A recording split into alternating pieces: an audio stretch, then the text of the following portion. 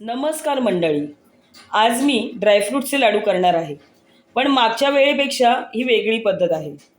हे लाडू लहानांपासून अगदी मोठ्यांपर्यंत खाऊ शकतील असे हे लाडू आहेत. सहज तोंडामध्ये विरघळणारे असे हे लाडू मी आता करून दाखवणार आहे.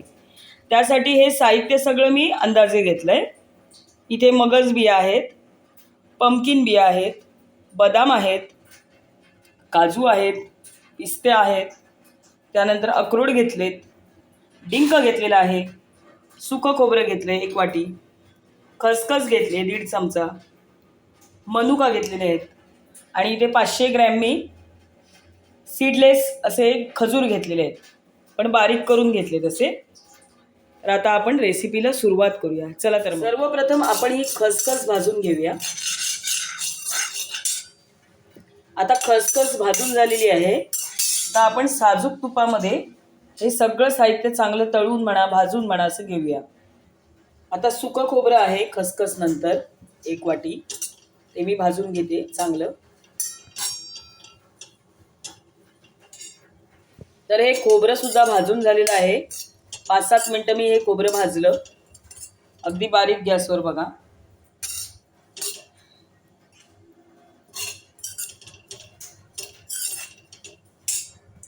आता तूप घेतलंय. आता तुपामध्ये हा डिंक मी तळून घेणार आहे. अशा पद्धतीने पहा डिंक तळून झालाय व्यवस्थित असा. पुन्हा एकदा मी तूप टाकलंय.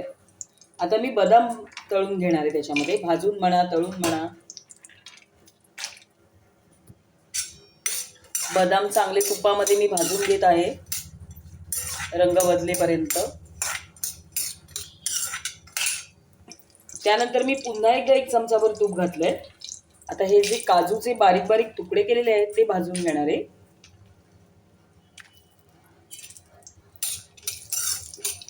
आता काजू सुद्धा बघा चांगले मी तळून घेतलेत, रंग बदललेला आहे.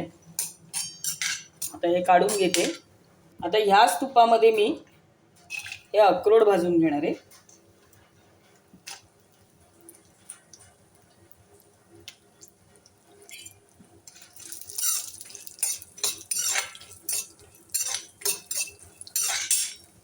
आता हे अक्रोड सुद्धा तुपामध्ये भाजून झालेले आहेत. आता हे मी काढून घेते. पुन्हा मी चमचाभर तूप टाकलंय. आता हे जे पिस्ते आहेत ना ते मी भाजून घेणार आहे. आता पिस्ते झाल्यानंतर ह्या ज्या पंपकिनच्या बिया आहेत त्या आपण हलक्याशा भाजून घेणार आहोत. जास्त ह्या भाजायच्या नाहीत, फक्त थोड्याशा.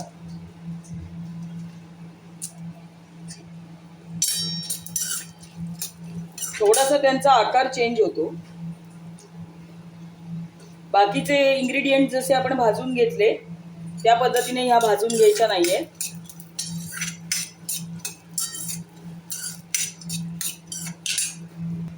तर अशा पद्धतीने या देखील आपल्या भाजून झाल्यात. त्यानंतर या सीड्स देखील आपण भाजून घेणार आहोत चांगल्या तुपामध्ये. मी 1 चमचा तूप टाकलंय याच्यामध्ये. या देखील कमी भाजून घ्यायच्या. बाकीचे इन्ग्रेडियंट आपण भाजले तशा प्रकारे या भाजायचे नाहीत, हलक्याशा भाजून घ्यायच्या.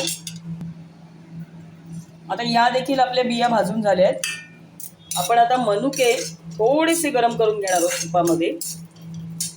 त्यानंतर मी पुन्हा एकदा तूप टाकले 1 चमचा आणि त्यामध्ये आता खजूर घालून घेणार आहे. अहो खजूर घालत आहेत, अहो हेल्प करत आहेत मला.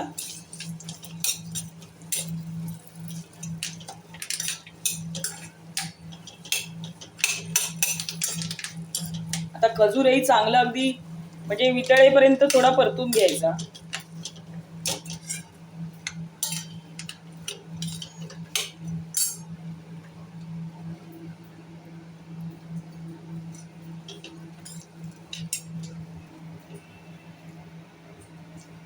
तर अशा पद्धतीने मी हा खजूरही चांगला भाजून घेतलेला आहे तुपामध्ये.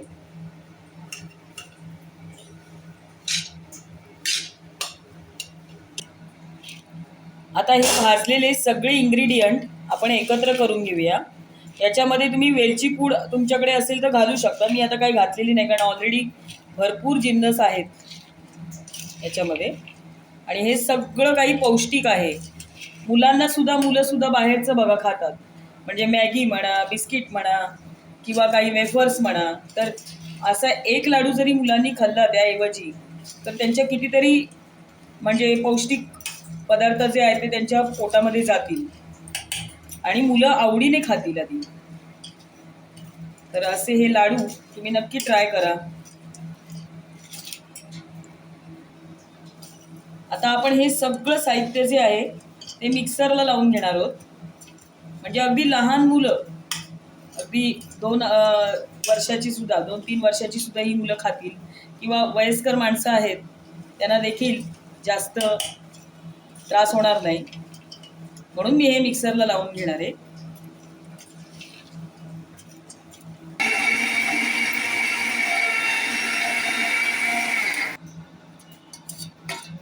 या अशा प्रकारे मी बारीक करून घेणार आहे आणि मग लाडू वळणार आहे.